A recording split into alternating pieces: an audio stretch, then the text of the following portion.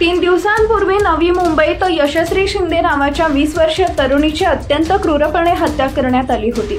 या घटनेनं संपूर्ण महाराष्ट्रात खळबळ उडाली। दरम्यान आता आरोपीला ताब्यात घेतल्यानंतर आयोजित पत्रकार परिषदेत पोलिसांनी धक्कादायक खुलासा केलाय। त्यामुळे या प्रकरणात मोठा ट्विस्ट निर्माण झालाय। पोलिसांनी नेमकं काय म्हटलंय पहा। आज सकाळी आरोपीला ताब्यात घेतलं। आरोपीनं गुन्ह्याची कबुली दिली आहे। घटना घडल्यानंतर आरोपी फरार झाला होता। त्याचं लोकेशन सापडत नव्हतं, त्यामुळे त्याला ताब्यात घेण्यासाठी वेळ लागला। अखेर त्याच्याच ओळखीतल्या एका व्यक्तीनं दाऊदबद्दल माहिती दिली। आम्ही कर्नाटकमधून त्याला ताब्यात घेतलंय।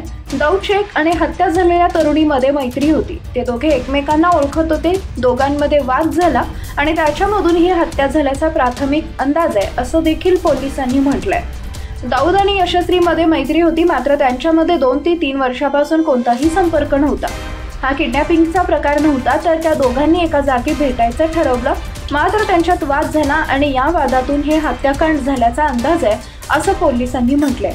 आरोपीनं ठरवून हत्या केल्याचं देखील तपासात समोर आल्याचं पोलिसांनी म्हटलंय।